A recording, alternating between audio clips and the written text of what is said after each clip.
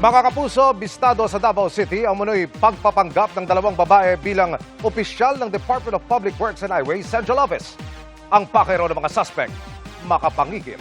Narito ang eksklusibo kong pagtutok. Ilang araw matapos wasakin ng magnitude 7.8 na lindol ang mga gusalit, iba pang infrastruktura sa Davao Region at mga kalapit pang General Santos City at Sarangani Province.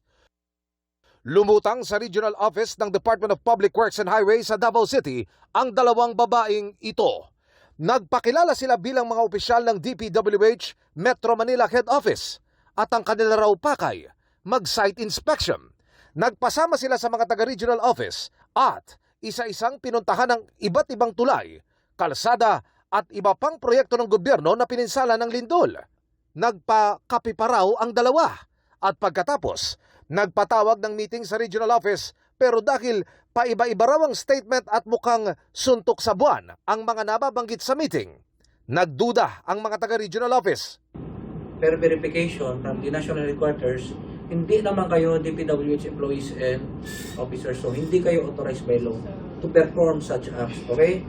At ipinahuli na nila ang dalawa sa PNP-CIDG.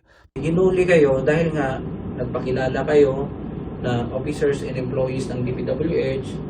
Ang mga suspect, napag-alabang peking mga empleyada at ayon sa kalihim. Ito po sir, nagpakilala na abogada sir ng DPWH sir. Pera-pera ang lakad. Peke yung mga ID na. Mamimigay lang ng pera yung nakakaya. Galit na galit si Dizon na nakaharap ang mga suspect sa pamamagitan ng video call. Saan? National office ako, sir. Natanda Huwag niyo. mo akong pinag-ulo ko. Hindi ka empleyado ng DPWH. Nakita ko yung ID mo, chairman. Wala naman chairman ng DPWH. Ikaw yung vice chairman. Wala naman vice chairman ng DPWH. Colonel, huli mo tumato. Kasuha mo. Ayun, gusto ko mahuli tumato. Makulong tumato. Huwag akong tuwa. Yes sir, for information. Huwag mo yan. Ayon sa kalihim, Nakalagay pa nga ng titulo, chairman at vice chairman ng DPWH. Obvious na peke, no?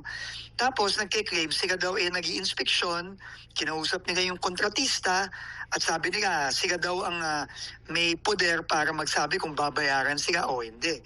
Obvious na kung anong gagawin noon, hindi ba? Mangingikil lang yon. no comment ang mga suspect na kapwa kinasuhan ng usurpation of authority. Napakarami pong report ng mga scammer. Buong bansa yan kine-claim na sila taga DPWH, nagpapadala ng mga text, humihingi ng pera, kine-claim na ako sila, o kaya mga undersecretary, assistant secretary, regional director. Nakikipagtulungan na tayo sa PNP Cybercrime, sa NBI, pati na rin sa CIDG para mahuli lahat itong mga loko-lokong mga kababayan natin na to. Emil Sumangil, nakatutok, 24 oras.